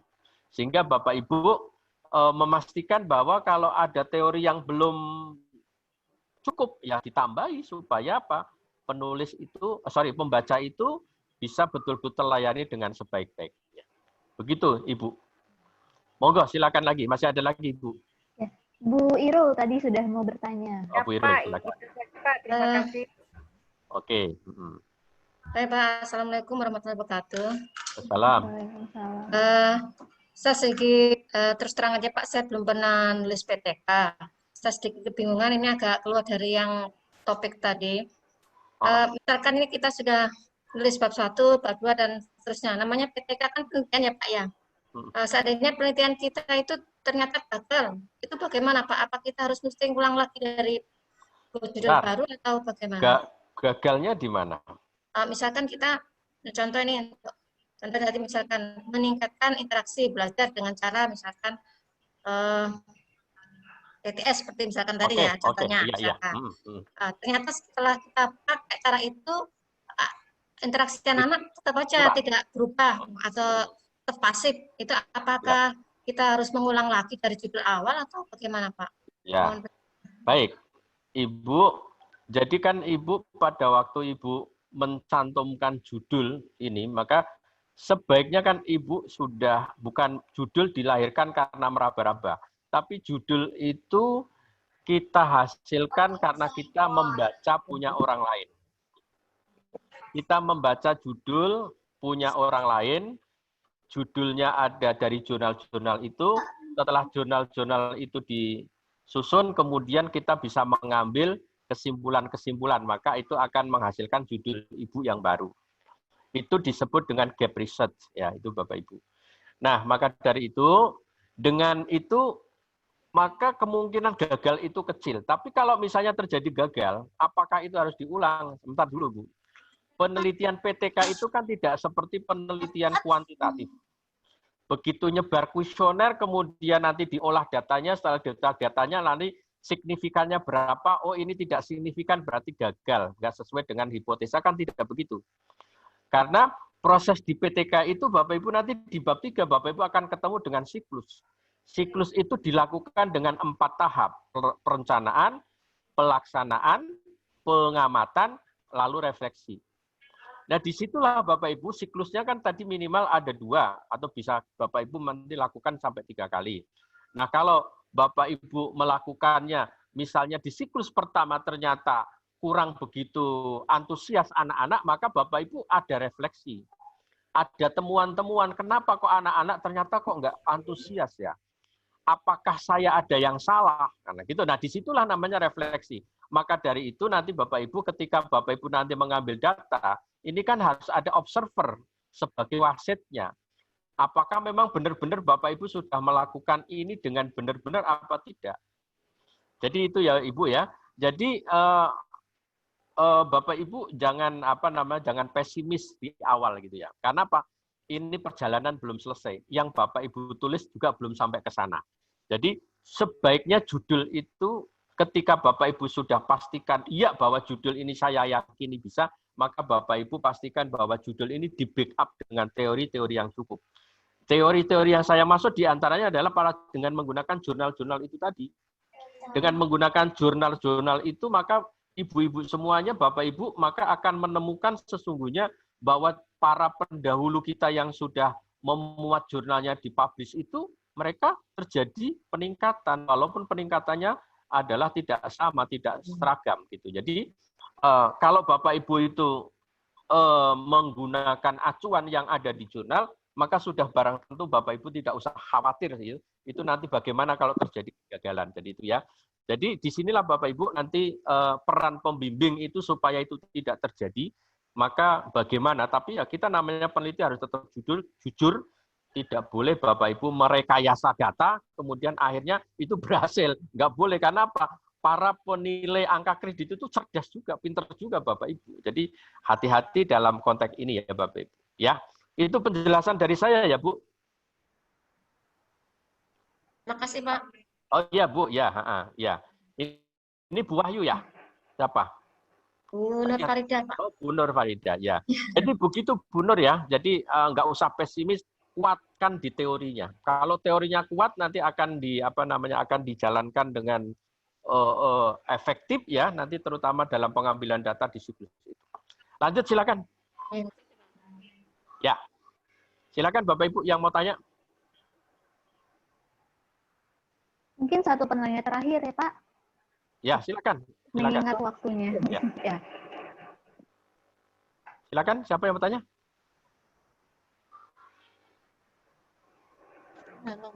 Silakan Bapak Ibu, atau masih ada pertanyaan? Assalamualaikum. Silakan. Waalaikumsalam, silakan. Ya, waalaikumsalam. Bu Dwi, Pak Kas. Oh, monggo Bu Dwi, silakan Bu Dwi. Ya. Nah, Bu Dwi, ya. Saya mau melanjutkan yang Kamtasia di latar belakangnya. Nah, ya. Di situ saya kan harus mencari jurnal, ada 3 yang harus saya cari. Ya. Apakah yang harus saya cari itu berhubungan Kamtasia semua atau boleh yang lain tapi untuk acuan atau gimana Pak? Atau yang kedua, pertanyaan kedua, apakah setelah saya ngambil jurnal, misalnya saya ini sudah ngambil Pak, itu pengembangan media pembelajaran matematika memakai Kamtasia juga, tapi dia di kelas 4. Oh, SD. Di kelas 4 SD. Ya. Jadi apakah itu bisa saya buat acuan untuk membuat membuat judul saya atau gimana Pak Kas? Ya. Baik Bu Dwi, saya jawab. Jadi untuk acuan jurnal itu Bu, cari yang solusinya sama dulu. Tadi sudah benar tuh Bu. Tadi Ibu kan menemukan untuk di SD itu Kamtasia dipakai di SD. Iya. Oke, pakai saja nggak apa-apa Bu. Ya, karena yang dipakai ini adalah langkahnya sebetulnya Bu, bukan objeknya. Ya, nah, itu. Yang kedua, kalau misalnya itu Kamtasia ternyata masih terbatas, yang mirip dengan Kamtasia apa Bu? Nah, Bu Dwi bisa nyari itu. Nah, jadi gitu Bu ya. Jadi tidak harus saklek, wah judulnya ini SMA. Enggak. Jadi yang penting ada variabel yang nyangkut di situ. Nah, itu ya. Nah, jadi karena ini medianya Kamtasia, yang mirip dengan Kamtasia kalau memang Kamtasia nggak ketemu, gitu ya. Jadi itu aja Bu Dwi. Jangan dibikin susah. Jangan dibikin susah. Jadi yang nanti kedua, satu lagi Pak, ya. Pak Kas. Ya, setelah saya ngambil judul dari jurnal itu, solusi dari jurnal itu apakah harus saya tulis juga di latar belakang? Betul. Karena kan Bu Dwi mau menggunakan Kamtasia itu pembandingnya siapa? Merujuk pada siapa kan gitu kan? Maka merujuk para peneliti yang sebelumnya kan gitu kan? Yang tentang Kamtasia kan gitu kan? Jadi karena itu orang lain sudah ada yang mendahului kok. Jadi saya menggunakan Kamtasia, tetapi Kamtasianya Bu Dwi itu tentunya ada perbedaan yang signifikan atau perbedaan khusus ya. Yang tidak sama dengan yang para pendahulu itu. Nah, nanti jelaskan Bu, apa terletak perbedaannya ada di mana? Nah, itu. Ya, pertanyaan saya yang kedua Pak Kas. Oke. Saya kan untuk Kamtasia itu saya sudah download dari downloadan. Jadi saya tinggal dari downloadan saya harus banyak yang di situ yang harus kita perbanyak adalah PPT-nya karena Kamtasia itu merekam dari PPT itu aja. Nah, untuk yang saya tanyakan untuk tesnya Pak, untuk tes penilaiannya gimana? Apakah kita boleh pakai Google Form atau tetap di pakai Camtasia itu. Ya, ntar judulnya Ibu apa yang mau ditingkatkan dulu? Peningkatan pasti prestasi, kayaknya prestasi. Ada, judulnya kayaknya bukan prestasi tuh, judulnya ya, antusias kalau nggak salah. Iya, lupa. Antusias, nah kan belum ujian aja sudah lupa. Ya, antusias anak untuk sekarang anak untuk betul. Itu. Nah, antusias itu adalah inti teorinya ada di interaksi, Bu. Ya. Nah, jadi nanti menggunakan indikatornya yang ada di interaksi itu, Bu. Nah, jadi bukan Ibu untuk meningkatkan nilai matematikanya. Untuk memang untuk meningkatkan penilaian, tapi untuk kemampuan anak itu. Iya, iya. Jadi kemampuan lewat antusiasme itu. Jadi yang perilaku yang dinilai adalah perilaku perilaku pada saat yang bersangkutan itu sedang belajar, bukan hasil, ya Bu ya. Tapi tentunya kalau belajarnya semangat, hasilnya biasanya kan baik, kan begitu. Nah, jadi alur pikirnya begitu. Ya, masih ada lagi Bu Dwi? Nah, kayak gini Pak, saya kan setiap pembelajaran, setiap habis pembelajaran menggunakan Camtasia, anak-anak harus komentar di WA, harus komentar gimana tadi. Nah, yang untuk penilaiannya anak untuk antusias itu penilaiannya di mana Pak Kas? Bisa di WA itu. WA-nya Ibu dikumpulkan, WA-nya WA-nya punya Ibu itu dikumpulkan, nanti dari dikumpulkan itu dicocokkan dengan analisisnya yang ada di interaksi itu. Apakah ini antusias apa tidak? Kan kelihatan loh Bu, kalimat anak-anak antusias apa tidak kan? Anak-anak pasti yang harus berkomen, harus gimana tadi. Iya. Jadi di situ Bu. Dari maka nanti dalam pelaksanaan itu WA itu jangan sampai hilang loh Bu anunya. Karena itu sebagai lampiran utamanya. Nah, gitu ya Bu ya. Nah, nanti kalau sudah ketemu indikatornya yang mau kita jadikan sebagai acuan temuan, maka nanti Bu Dwi nanti di situ nanti perlu kehati-hatian ketika nanti menentukan tingkat antusiasmenya itu seberapa besar. Kan begitu Bu. Nanti ada di indikator kan itu Bu ya? Iya. Gitu. Ya. Terima kasih Pak Kas. Oke, terima kasih Bu Dwi. Ya, ayo. Masih ada pertanyaannya. Mas, ada lagi pertanyaan? Bapak dan Ibu masih ada pertanyaan? Cukup ya, Pak. Monggo, silakan. Ini Terima Pak Muhammad Asnani. Ya, Pak Asnani satu-satunya laki-laki tidak diberi kesempatan. Oke, silakan Pak Asnani jika mau bertanya. Sudah cukup sepertinya mendengar pertanyaan teman-teman. Sudah mewakilin. Oh, sudah mewakili ya. Pak Asnani jangan malu soal ini ya. Silakan aja, ini kita sudah satu paguyuban kira-kira begitu. Jadi ini juga tadi malam dengan teman-teman di Kalsel itu saya sampai jam 9:30 kalau nggak salah itu. Jadi 2 jam utuh untuk banyak diskusi ini ya. Tapi ya berjalan saja begitu. Jadi Bapak Ibu saya kira jangan terlalu jaim lah gitu ya. Malu untuk bertanya gitu ya. Jadi Bapak Ibu silakan keluarkan saja karena ini memang medianya untuk bisa ekspresi bagaimana kita ini bisa memecahkan masalah yang selama ini mungkin Bapak Ibu hanya ada di unek-unek saja gitu. Baik. Silakan kalau masih ada, kalau tidak ada saya kembalikan pada moderator. Bentar, Pak, mau satu lagi, Pak. Oh, silakan siapa ini? Silakan. Saya Bu Retno, Pak. Bu Retno, moga Bu Retno. Ya. Berdasarkan tadi yang ditanyakan sama Bu Dwi tentang WA yang nanti komen-komen anak, apakah kita nanti aktivitas anak itu kan dari pertanyaan, dari kita obrolan ke anak, itu harus direkam juga punya kita. Sebaiknya begitu Bu, supaya Ibu nanti suatu saat kalau ditanya pada saat Ibu mempresentasikan di seminar hasil, Ibu semuanya kan sudah lengkap Bu Retno. Oh ya, jadi didokumentasikan Pak ya? Betul didokumentasikan. Belum dihapus gitu loh Pak. Iya betul didokumentasikan. Jadi masukkan nanti di didokumentasi, nanti dicatat bahwa ini adalah dalam rangka apa kan gitu Bu, dikasih judul, masukkan di laptop, nanti tinggal dicetak semuanya. Syukur kalau ada foto-fotonya itu akan lebih cantik lagi. Foto-foto yang mana Pak? Ya, foto-foto misalnya pada saat anak-anak mengumpulkan tugas itu mereka juga mungkin mengumpulkan tugasnya ada bentuk dalam foto, ya itu bisa semuanya terintegrasi di situ. Jadi kaya itu Bu nanti dokumentasinya itu. Oh iya Pak, makasih Pak. Iya, baik Bu Retno. Ya, baik. Masih ada lagi? Pak Asnani nggak bingung ya? Mudah-mudahan nggak bingung Pak Asnani dengan menggunakan agama Islam nanti Insya Allah bisalah dibimbing lah gitu ya, nggak masalah saya kira itu. Oke, masih ada Bapak Ibu? Masih ada Bapak Ibu? Ya, silakan. Silakan Bapak Ibu jika masih ada yang mau bertanya. Oh, mungkin sudah nggak ada Bu. Kalau tidak ada ya sudah ditutup saja Bu, nggak apa-apa ya.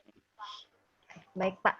Ya, mungkin tadi ada penjelasan yang sangat bagus dan juga ini saya dengar dari dosen saya gitu bahwasannya tidak ada penelitian yang gagal ya Pak. Betul. Ya. Hanya saja mungkin tidak tepat pada saat kita mengaplikasikannya. Betul. Gitu ya. Ya. Itu memang selalu terngiang pada saat saya menyusun skripsi waktu itu Pak. Ya, oke. Mungkin Bapak Ibu sebelumnya saya terima kasih kepada Pak Kasmudi sudah menyediakan waktunya malam-malam. Udah mau membimbing kita menyelesaikan PTK ini, sudah memberikan materi yang sangat-sangat kaya. Terima kasih juga kepada Bapak Ibu peserta webinar malam ini. Semoga ilmu yang diberikan Pak Kasmudi bisa dimanfaatkan dengan baik untuk menyusun PTK kita sampai selesai. Ya, sekian dari saya undur diri. Wassalamualaikum warahmatullahi wabarakatuh. Waalaikumsalam warahmatullahi wabarakatuh. Waalaikumsalam warahmatullahi wabarakatuh. Bagaimana untuk Bu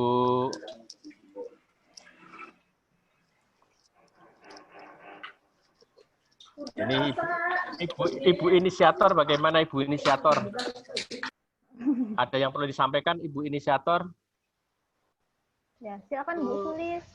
Bu Sulis, Bu Sulis. Untuk saat ini nggak ada absen kah ini?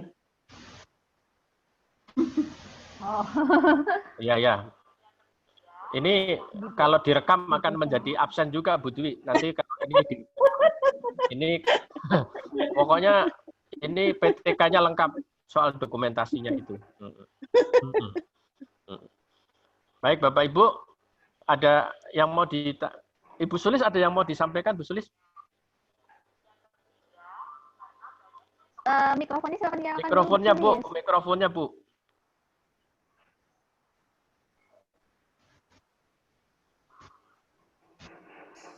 Sudah kedengaran ya Bapak Ibu? Oh sudah Bu, ya, sudah ya. Mungkin sedikit online ya Bapak Ibu, ini agak-agak ini baru nyampe, seperti biasa saya agak mampu. Oh. Ya. Kalau ini kita mencoba Bapak Ibu ya, mungkin agak yang masih blank-blank. Barangkali setelah penjelasan Pak Kasmudi barusan lebih bersemangat termasuk saya, kita mulai ini lagi. Kemudian kami mohon maaf bagi Bapak Ibu yang bab satunya masih belum terkoreksi.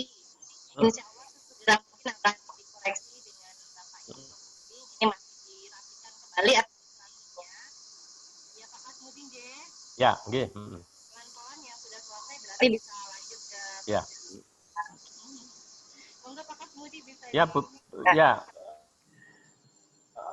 Closing statement dari saya, Bapak Ibu yang sudah mengerjakan tetapi belum selesai dikoreksi, tetap jalan saja ke bab 2. Ini Bapak Ibu ya. Jadi itu karena judul sudah clear, jadi Bapak Ibu tetap jalan aja di bab 2. Kemudian nanti kita akan ketemu pertemuan berikutnya untuk membahas tentang bab 3. Nah, untuk teman-teman di di Kabupaten Balangan itu biasanya sebelum dilaksanakan pertemuan berikutnya itu sudah ada kesepakatan mengenai dokumen yang harus dikumpulkan. Jadi nanti Bapak Ibu kapan kira-kira ini bab 2 itu akan dikonsultasikan. Itu nanti tolong disepakati aja Bu Sulis bahwa bab 2-nya nanti kapan akan akan dikonsultasikan begitu, sehingga nanti kita akan ada pertemuan berikutnya untuk membahas di bab 3. Itu silahkan Bu Sulis nanti kapan tetapkan. Lalu berikutnya setelah bab 3 nanti disusun, nanti terakhir dari pembekalan ini sebelum ke lapangan yaitu nanti penyusunan instrumen. Nah, ini hal yang penting dan tadi malam sudah saya laksanakan ini dengan Kabupaten Balangan untuk pembekalan menyusun instrumen. Jadi itu ya Bapak Ibu, jadi setelah instrumen disusun, Bapak Ibu silakan nanti ke lapangan. Sambil di lapangan juga Bapak Ibu silakan bisa melakukan komunikasi dengan teman-teman para pembimbing atau mungkin juga bisa dengan saya. Nah, sehingga nanti Bapak Ibu data yang ada di bab 4 itu data yang diproses berdasarkan instrumen yang sudah benar-benar valid ya. Instrumen sudah bagus lah, kira-kira begitu. Sehingga Bapak Ibu nanti perkiraan ya kalau ini sudah minggu pertama mau masuk minggu kedua ya paling tidak Bapak Ibu ya selambat-lambatnya minggu ketiga itu sudah nyusun instrumen, minggu keempat bulan ini berarti September paling Bapak Ibu hanya punya waktu 1 bulan itu nyampe apa enggak? Bisa jadi enggak nyampe ini. Makanya saya khawatir Bapak Ibu supaya ada hasilnya itu lebih bagus paling lambat minggu ketiga sudah ngambil data itu. Dengan minggu ketiga mengambil data berarti Bapak Ibu nanti akan selesai perkiraan kalau ngambilnya cuma 2 siklus berarti 4 kali pertemuan berarti sekitar minggu ketiga bulan Oktober berarti November ya. Bulan Oktober atau awal November kira-kira begitu ya. Maaf Pak, minggu ketiga kita PTS Pak. Ulangan Bu ya? Iya. Oh iya, nggak apa-apa. Ulangan kan siswanya ya, ulangan ya. Iya. Jadi nanti 1 minggu setelah itu berarti bisa mengambil data. Mengambil data. Oh iya. Berarti akhir bulan September Bu ya? Iya. Akhir bulan September berarti nanti terakhir bulan Oktober terakhir ya. Atau November pertengahan paling enggak kalau pakai paling 3 siklus ya. Iya, jadi ya, itu tolong diperhitungkan ya Bapak Ibu mulai sekarang. Jadi pergerakannya Bapak Ibu walaupun lambat tapi harus rutin. Jangan dibiarkan kemudian nanti lama-lama nanti Bapak Ibu hilang kalau gitu. Ya, sayang ya. Jadi maka saya melakukan ini sesungguhnya untuk apa? Menyemangati Bapak Ibu karena dengan begini kita bisa silaturahmi, maka kita lama-lama nggak perlu malu, wong itu saudara kita semua kok. Kita punya nasib yang sama untuk membahas hal yang sama ya Bu Retno ya. Ya, jadi Pak. Siapa? Kita nggak perlu malu satu dengan yang lain. Keterbatasan diri kita itu akan bisa diatasi kalau kita sebetulnya tidak menutup diri. Kira-kira akan seperti itu. Ya Bu ya. Baik, jadi itu kesimpulan dari saya. Tolong Bapak Ibu yang sudah diumpul tetapi belum selesai, nanti Bu Sulis bisa menindaklanjuti lewat saya. Siapa saja yang sudah dikumpul tapi belum selesai, belum dikoreksi atau belum diambil oleh para pembimbing, laporkan ke saya, nanti saya komunikasikan. Kemudian berikutnya nanti sambil jalan Bapak Ibu jangan menunggu itu dikoreksi selesai, Bapak Ibu kerja saja di bab 2-nya dulu. Berdasarkan apa yang sudah saya jelaskan malam ini. Sehingga terus bergulir akan berjalan terus. Demikian ya Bu Sulis ya. Oke Bapak, terima kasih banyak. Ya, baik. Terima kasih Bapak Ibu. Demikian Bapak Ibu, pada malam hari ini kita sudah ketemu.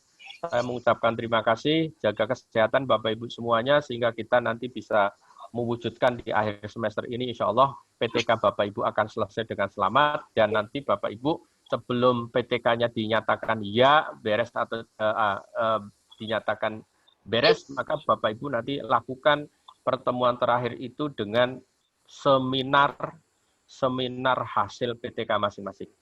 Nah, nanti teknisnya bagaimana kita bahas lebih lanjut gitu, ya Bapak Ibu. Demikian, terima kasih Bapak Ibu sekali lagi selamat malam. Selamat berjuang untuk menghadapi PTK ini. Terima kasih. Assalamualaikum warahmatullahi wabarakatuh. Waalaikumsalam. Waalaikumsalam warahmatullahi wabarakatuh.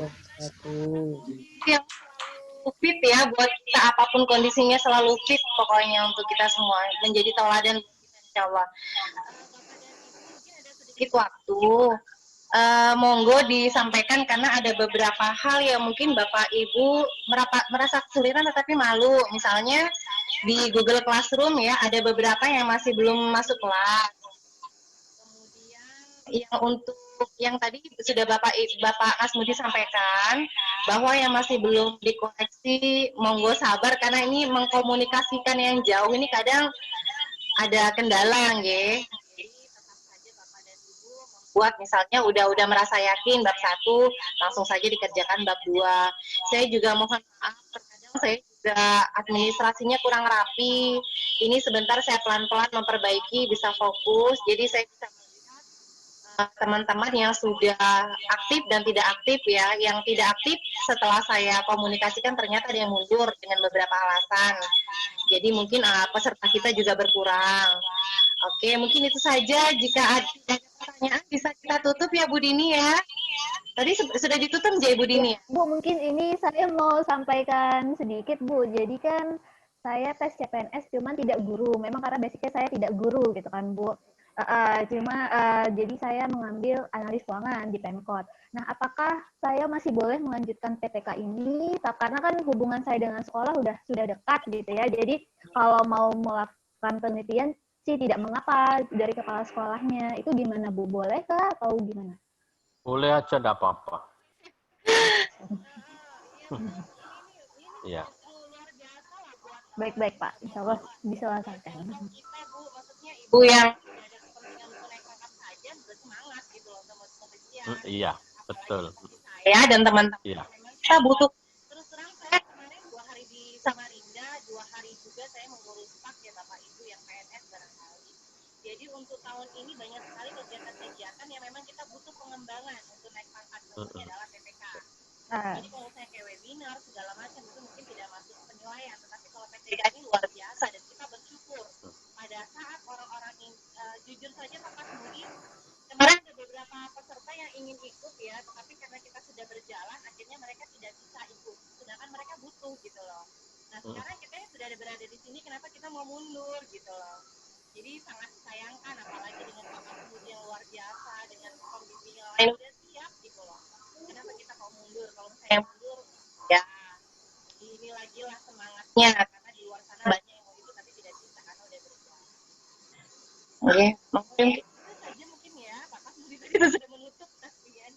Ada lagi mungkin Bapak Ibu? Boleh silakan. Kita maksudnya di sini dari hati ke hati. Tadi misalnya tadi Pak Kasmudi bilang kita mulai mengambil data, mungkin Bapak dan Ibu bingung ambil datanya itu berapa lama cetaknya, idealnya ya Pak Kasmudi ya, idealnya itu berapa lama? Ini sudah bulan September tengah-tengah mau tengah-tengah. Kira-kira berapa waktu, karena kita sebentar lagi mau UAS juga, apakah bisa diambil sampelnya, ini kan sudah mulai ada ulangan harian, jadi biar teman-teman mulai dari sekarang sudah menyiapkan. Untuk siklus tadi sudah saya sampaikan bahwa minimal 2 siklus Bu ya. Tiap siklus terdiri dari 2 kali pertemuan. Butuh 4 kali pertemuan. Minimal. Butuh 4 kali pertemuan minimal. Maka silakan dihitung waktunya. Oke. Mungkin sudah jelas ya Bapak Ibu ya. Baik, kalau Bu Dini tutup ya. Bu Dini, monggo silakan ditutup Bu Dini. Monggo Bu Dini, sudah ditutup aja. Ya, oke, jadi sekian ya Bapak Ibu, semoga lancar menyelesaikan PTK-nya sampai akhir, sampai seminar hasilnya. Itu saja. Wassalamualaikum warahmatullahi wabarakatuh. Waalaikumsalam warahmatullahi wabarakatuh.